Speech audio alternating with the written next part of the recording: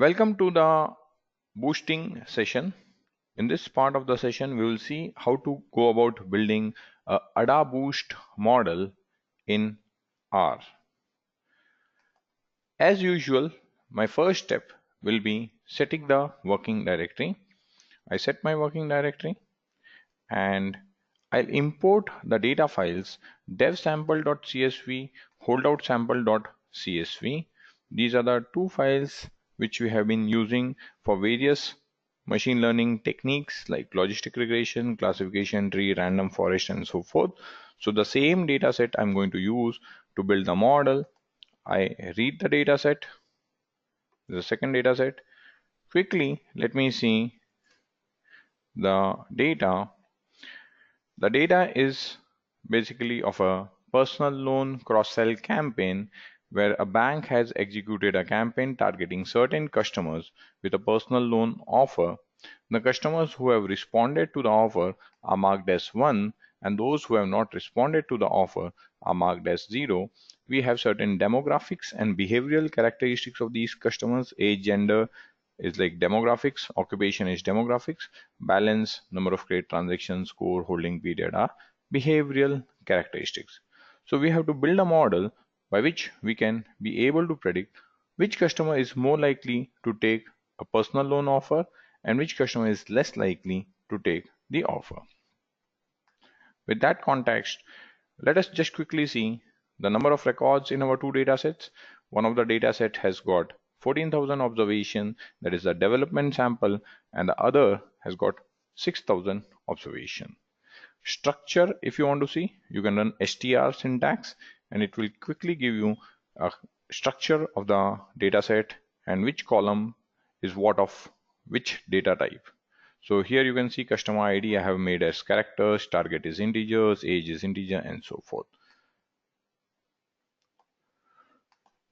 To build a ADA Boost model, you require GBM package.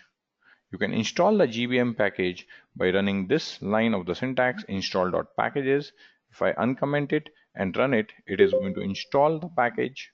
However, in my machine, the package is already installed. So what I'm going to do is I'm going to call library GBM to load the package. At any given point of time, if you are using a package and you want to call a function, what parameters you can pass. If you want any help, run question mark the function name. So here, when I run question mark the function name, it gives me the detailed help on GBM function.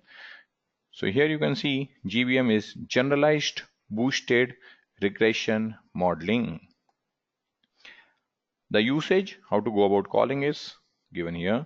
GBM formula is equal to some formula you have to give. Distribution, what algorithm you want to use, weights, and so forth. So here, what I'm going to do is I'm going to take a certain set of parameters to build my model. So let me just increase the size. So I'm calling the GBM function. Before that, I have set seed. Seed is basically initialization for random number.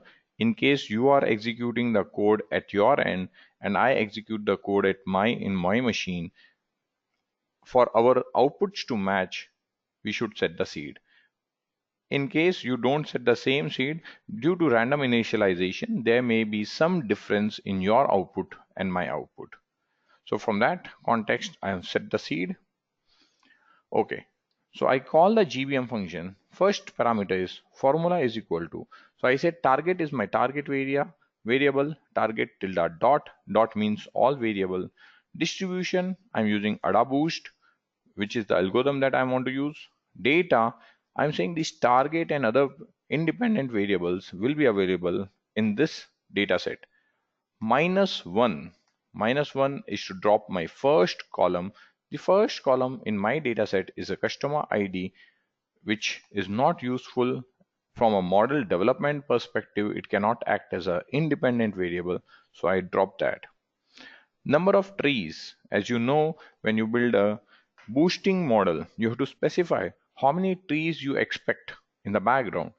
I don't know whether I require 50 trees or 501 trees. For now, I'm setting a number 50. cv.folds, cross validation folds. So I'm saying I want to build a model with a cross validation of 10. Shrinkage, it is like a learning rate. We are going to set it as 1. Bag.fraction. Here also I'm setting the value of bag.fraction equal to 1. What is this bag.fraction? If I set this as say 0.7, what it would mean is 70% of the data which is given to this should be used for building a classification tree. In AdaBoost, in the background, classification trees are built. So the first tree, when it is built, it should take only 70% of the data set. The second tree should randomly take 70% of the data set. The third tree should also randomly take 70% of the data set. So any of the tree which gets built is not built on the entire data set. For now, we'll do bag.fraction equal to 1. I set the important parameters.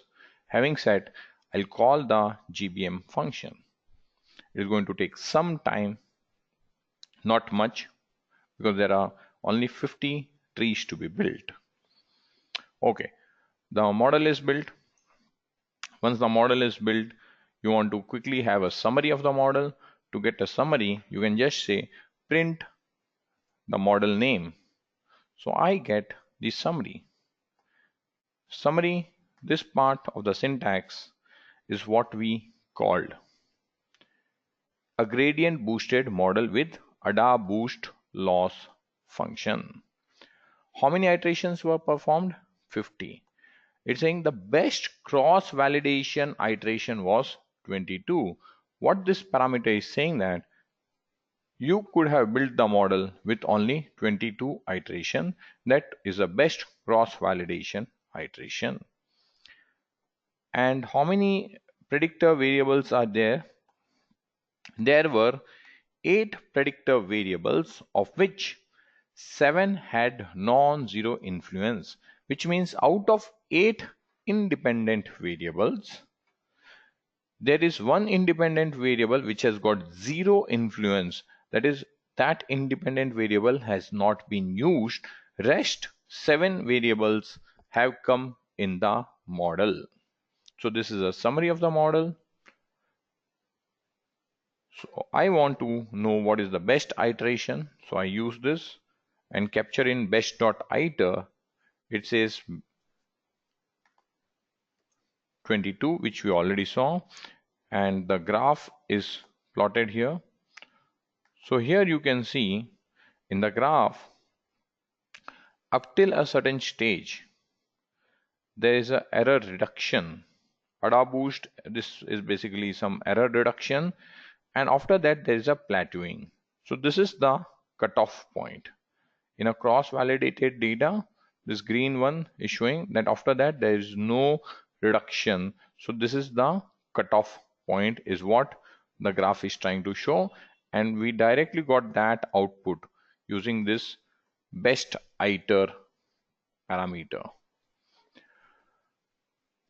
Summary, if I want summary of the model GBM fit n trees equal to best iter. So I am saying give me summary of the model which I built with 50 iteration, but don't give me summary with 50, but give me summary with 22, the best iteration where I should have stopped. In that summary, it is saying that holding period variable has got weightage in the model which is 53.52%. These are relative weightages. Credit transaction has got 21% weightage. Gender, which is at the bottom, has got 0% weightage. So gender is the variable out of the 8 variables which has got 0 influence on the overall model, in the overall model. Once you have got the summary, the basic understanding of your gradient boost model, where we are using adapt boost loss function, we can take this model and predict the score. So when I am using this model, I am saying n.tree equal to best iter. I am repeating this best iter everywhere. Basically, I am saying when you are making the prediction, give weightage only to the initial 22 models. The best iter has come as 22. Only take the initial 22 trees to make the predictions. So this part of the syntax is going to predict the probabilities. Let me just quickly show you the data set. So here you have got a predict.score column where you have computed and stored the probabilities. As you know, once you make a model, after having built a model, it's very important to see the performance. So I see the performance of the model using our standard rank ordering code. So this piece of code which I just executed is the decile function for rank ordering. We know the data has to be broken into 10 buckets based upon the probability. So I use the decile function, and based on that decile function, I'm splitting the data into 10 buckets by creating a column deciles. Once again, I'm showing you the data set. Here you can see the deciles column has been created. I'll create the rank order using my standard code, where these lines of code we have already executed in our other model development exercises.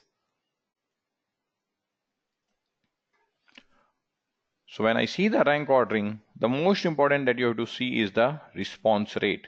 So my response rate is 30.47, 16, 12, 8, 6, 4.99, 4.3, 2.2, 1.98, 0.43. There is a rank ordering. The first important thing that you have to see. The second parameter that has to be seen is 14.23. So I can see that my case is coming as 41.23 or 0.41. If you want many other model performance measure, the very good package available in R is ML Matrix. So I'll use ML Matrix. For help, you can do $ML Matrix and it will show you index. Click on that index and it will display you all the model performance measures that you can use. For now, I'm going to use AUC, KS, Gini. These are the three which I'm going to compute. So I have call ML matrix : AUC. I passed the score and I passed the target to AUC function. AUC will get computed and get stored here. Likewise, I call KS underscore stat and Gini. So let me execute these codes. Once these codes gets executed, we can quickly see what is AUC. AUC of the model is 0.77. KS 42, which anyways we got from rank order table around 41 point something, and Gini is 0.55. These model performance which we are seeing on the development dataset, and note these model performance we are getting without the cross validation approach. We built the entire model and we applied the entire model on the whole data. Though model was built using a cross validation approach, but the model performance are not derived based on cross validation approach. In case you would like to have the model validation based on cross validation approach, model performance measures based on cross validation approach, we will have to use caret package. For now, for simplicity, I'm not getting into the complexity of using a caret package. So I built the model I am applying the entire model on the whole data and seeing the model performance measures. Now I use the model on the holdout data set. Standard codes to be executed, deciling, rank ordering.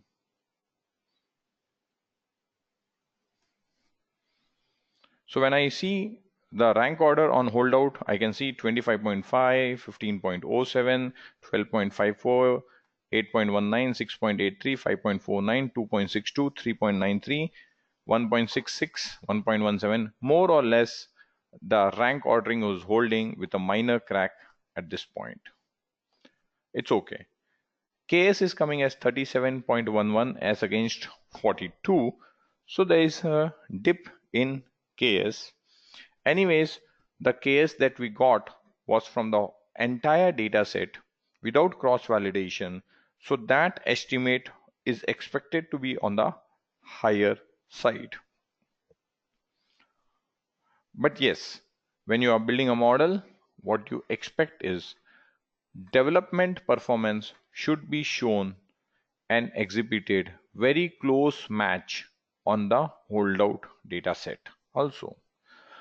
So this is very essential.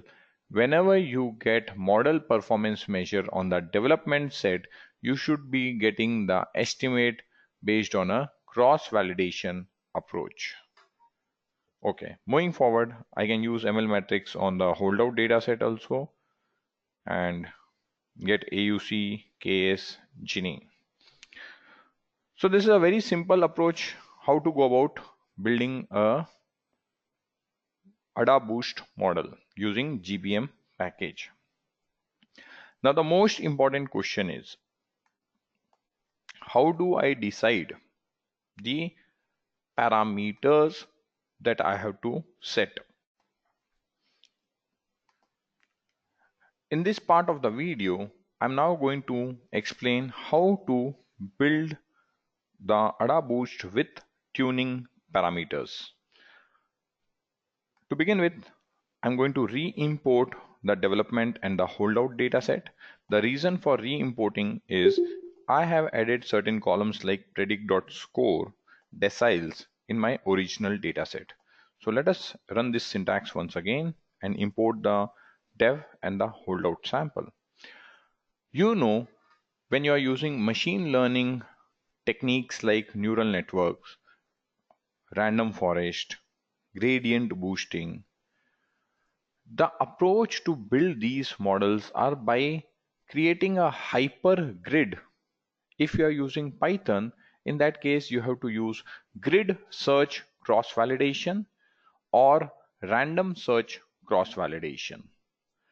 The grid search cross validation in R is provided by using a functionality which is called expand.grid.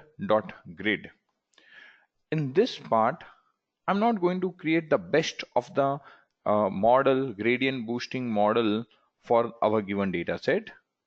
What I'm going to showcase is the approach of creating the hypergrid so that various combinations can be tried out, and out of the various combination we then finally select the best combination as our final model. So first we will run expand grid to get the documentation. So as you can see the documentation, it says it creates a data frame from all combination of factor variables. So basically various parameters that you are going to set, using all those parameters it is going to create a grid. Let me showcase the grid, how it is going to create. I am creating a grid. This is the syntax. Using expand grid function, I say shrinkage equal to 0.3 and 1. So I am setting two values for shrinkage. One option is 0.3, second is 1. I am saying interaction dot depth. You know that the gradient boosting makes use of classification tree. So I am saying make classification tree of one depth. A one depth classification tree is called stump. And the second option, that second parameter I'm giving is 3. So I'm saying you can also make a classification tree which is of 3 level depth. The third parameter is back fraction. Again, I'm setting two combinations for it, 0.8 and 1. N min obs in node. Number of observation in the terminal node, I'm setting it 10. I'm not giving multiple values. Optimal trees, I have set NA blank for now. And validation error, I have set NA, which means I have set null for now. So if you see this, shrinkage has got two parameters, interaction depth has got two parameters, 2 into 2, 4. Back dot fraction has got two parameter, 4 into 2, 8. N min obs in node has got one parameter, 8 into 1, 8. So I have created 8 combinations. And these two variables initially has got empty values, null. If I run this code and run view, you can see I have created a grid. This grid I will pass as an input to the GBM function.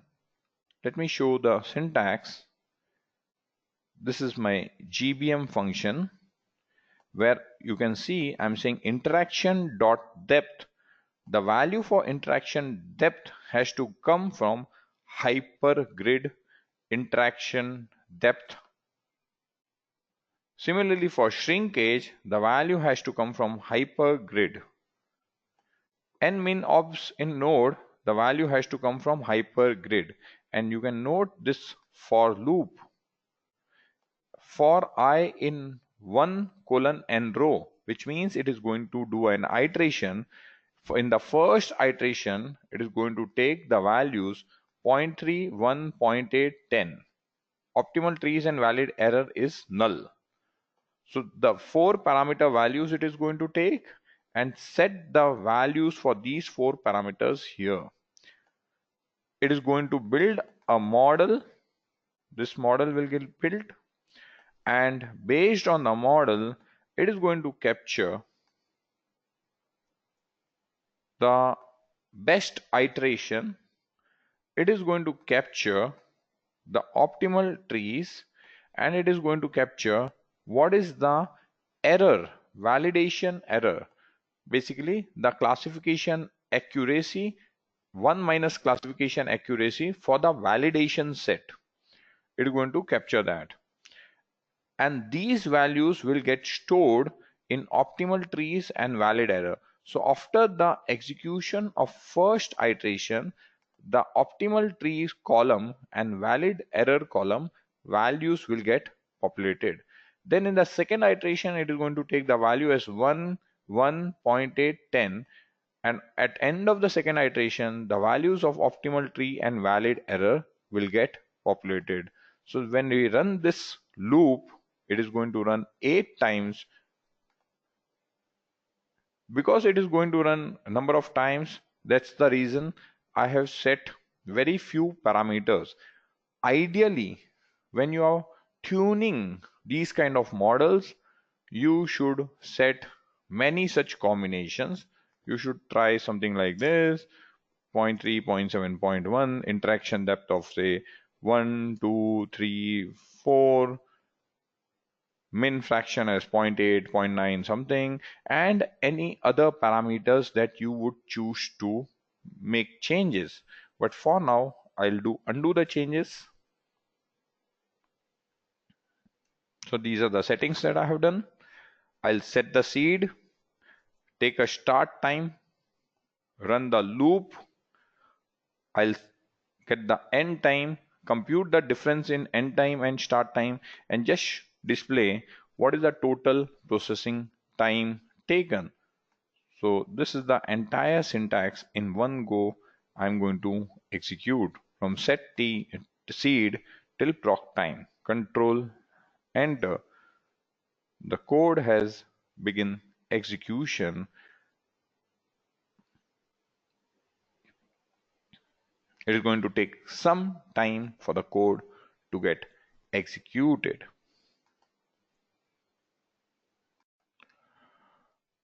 Okay, our code has executed.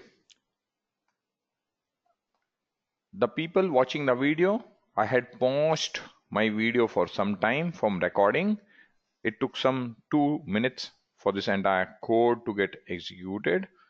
So it will take some time, 1 to 2 minutes it is going to take.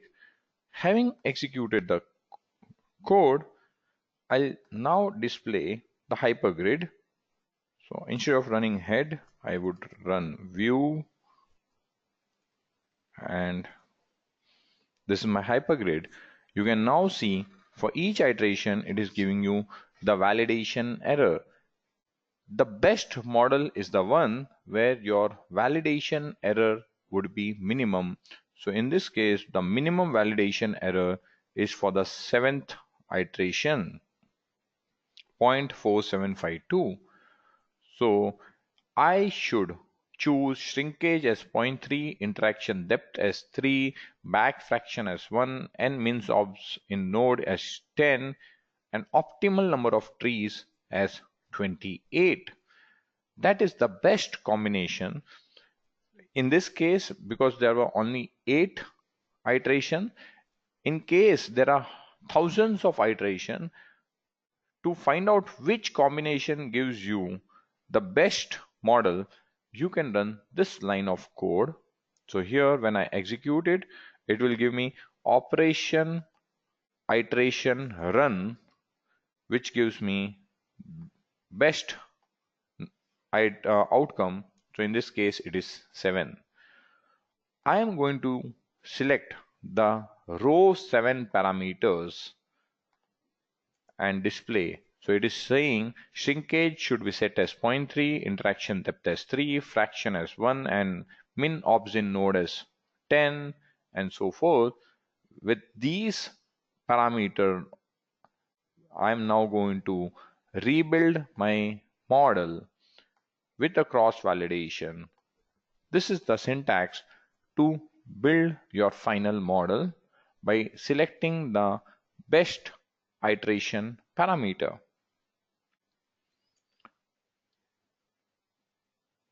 Having executed, we can once again print the GBM fit. So it shows you the summary outcome, the various parameters we had set. 28 iterations were performed, and it's saying the best cross validation was at 27. Okay, probably this time it has come 27 because I did not set the seed. Let me execute the code once again by setting the seed.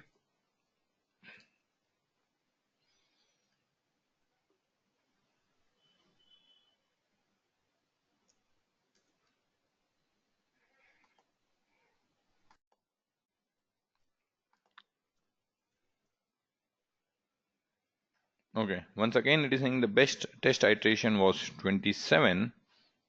The best cross validation iteration was 28, 22, and the best test set iteration was 27. Okay, not sure why this difference should come. Here it's saying optimal trees is 28, but probably there's some sampling thing. Let me just quickly check. Okay, here I had set the seed outside. I should have probably set the seed inside, because each iteration when you're doing, the seed should have been set. Okay, anyways, we'll move forward. So I hope the broad concept is understood of how to go about creating the grid. If I want to find out the model performance based on cross validation, I run this part of the syntax and it tells me based on cross validation approach, 22 is the best iteration combination. Okay, having done that, what you can do is use the model predict the score, get AUC, get KS statistics. So let me run this 3 lines of syntax. To see the model performance, I get a AUC of 0.8. Earlier I got a AUC of 0.77, and I get a KS statistics of 44. Earlier I got a KS statistics of 42. We are now going to run these 3 lines of code on the holdout sample. Okay, earlier I got a AUC which was marginally less, but this time you can see AUC on development is 0.8, AUC on holdout is 0.77, very close to 0.8. Earlier I got KS on development as 41 or 42 something. Now I got KS in development as 44.5, and my KS in holdout is around 41.47. In the development we got 41.4 something in earlier iterations, but this time my holdout itself is giving me a KS of 41.47. So you can see that by running various combinations and then finding the best combination of parameters, we can improvise our model. In this step, I'm going to do rank ordering on our basically development sample. Okay, there is a error. It says no package model performance found. So this model performance package I need to install. So given that I have not installed that model performance, what I'm going to do is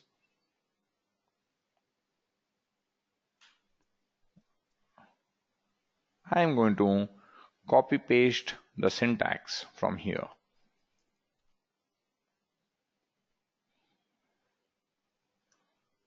Control C, Fn control end, and here I come, Control V.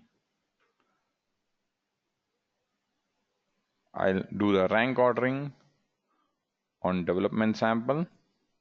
This piece of syntax I select, Control Enter.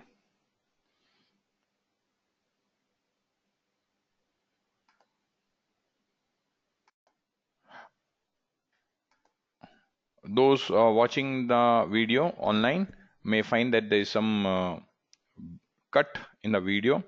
The previous outcome did not give me the rank order, which was based on the model performance matrix, the KS statistics. In development sample, it is showing, it was showing a KS of 43, and I did not get that. There was some error in the code probably. So this is development 44.5. So instead of using the previous code, what I have done, I'm installing this package. This model performance.zip is a package which is created. This is available online on our LMS portal. You can take it from there. So first I install that, and then I call this library model performance. Once I have loaded the library model performance, I simply call the decile function and the RO table. So first I'm calling it on the development sample and see the rank ordering. So let us execute these 3 lines of syntax. And here you get lots of statistics, KS and lift. And here you can see this number is 43.7, very close to 44.59. The difference between our number and the number that we get from ML matrix is because we are computing KS by breaking the data into deciles of 10, whereas the ML matrix is a very smooth curve, and the point where it finds the maximum separation, it is giving you that. So it is more accurate. Our is approximate. So 43.7 is very close to 44. So that is our case statistics. And we now run these two lines of code to create rank order on our holdout set. Control enter, and we can see on holdout we get a case of 41.3, rank ordering 27.5, 16.8, 9.5, 10.8. There's a minor crack here, 6.9, 3.9, 2.6, 1.5, 1.8, 1.5. So more or less it is ordering with a minor crack here. So probably we may have to tune our model still further to overcome this crack. This crack is at a higher decile level, so we should not allow it to pass. We should try to fix this problem. This crack 1.5 to 1.8 is in the bottom decile, it is okay. The rank ordering in the development sample 34, 16, 11, 8, 6.9, it is perfect. So on the development, we are getting a perfect rank ordering. On holdout, there is a minor crack. If possible, we should try and eliminate that. But at a very high level, you can see there's a drastic improvement in our model by marginal tuning process from 37 ks on holdout. We have reached a case of 41. This is how you typically build boosting models in R. With this, I conclude my gradient boosting AdaBoost session in R. Thank you. See you in our next session. Till then, bye bye.